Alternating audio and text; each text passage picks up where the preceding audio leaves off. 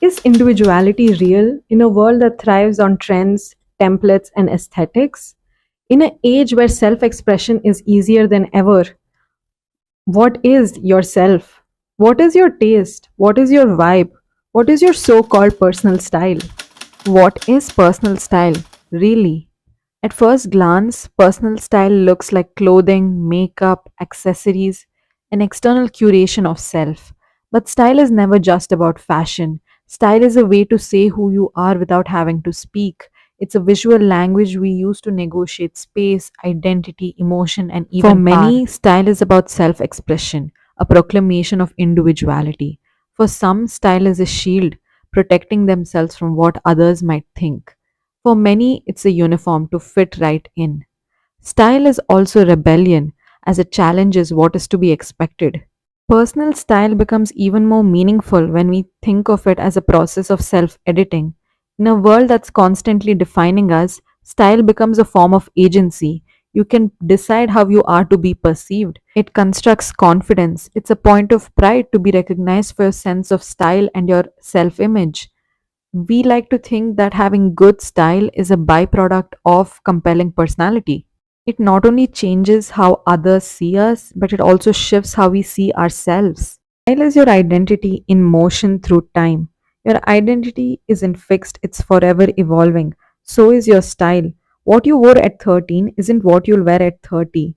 Style is not just about fashion, it's about an individual. Of course, this doesn't mean that each and every single person will have their own individualized clothing and aesthetic. We all tend to follow whatever currently is in trend. But what does it really mean to be in trend? Trends are social ideas for a group or a point in time. They reflect our cultural framework, our political standpoint, and our identity. French sociologist Bourdieu's field theory can be used to understand the dynamics in fashion and how they affect different groups. There are four quadrants, and all of us fall under one of these quadrants, but it's not a strict quadrant based system, it's also a spectrum. So, in the first quadrant, we have the bourgeoisie. Think old money, think established values. These are responsible for establishing the ideas. Next, we have the second quadrant.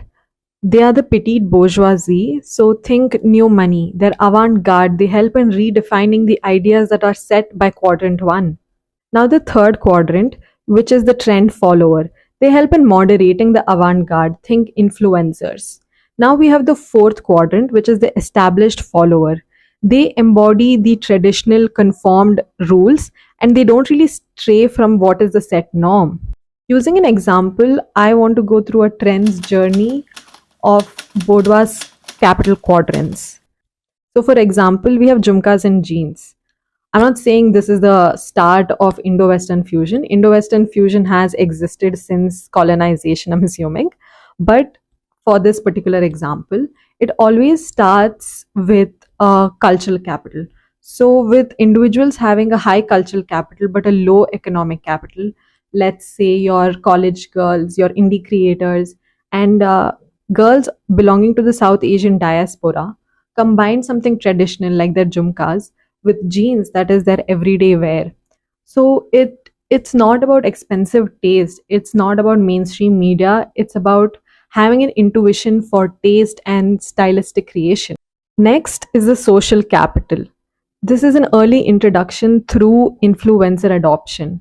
So when your micro influencers, your mid-tier content creators start posting this look, it starts to gain social capital. It starts appearing in mood boards, in Desi Core edits, on YouTube as hauls. Now it's part of the social network that people can like, share, and imitate, even though it still retains its subcultural, subgroup freshness.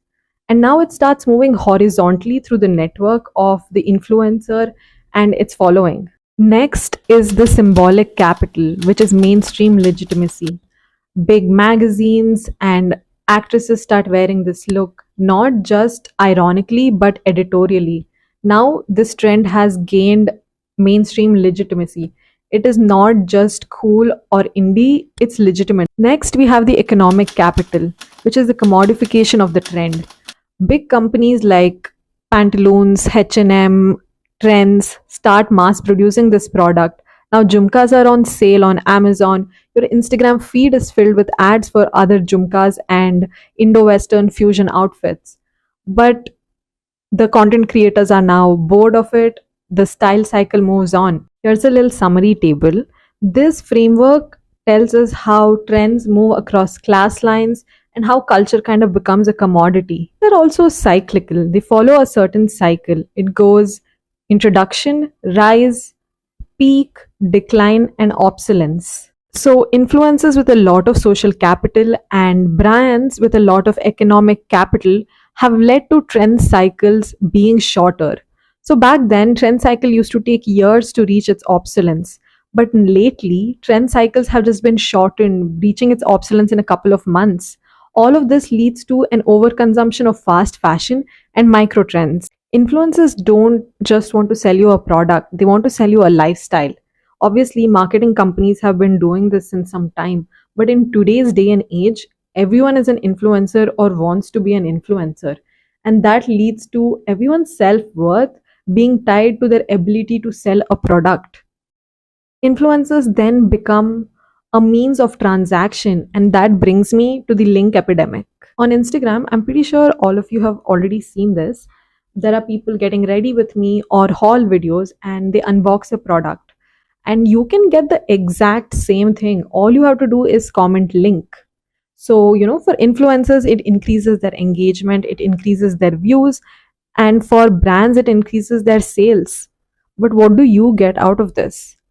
All of this link epidemic just leads to a copy and paste effect that leads to everyone just kind of looking the same. I myself am a prime example of this link epidemic because I have commented link under many influencers' posts because I really wanted to know what they were wearing and I really liked what I saw. And that's the point. They're trying to sell you their lifestyle. They're trying to sell you, oh, you can look exactly like this. And I have fallen prey to this. For example, this top, I found it through a link.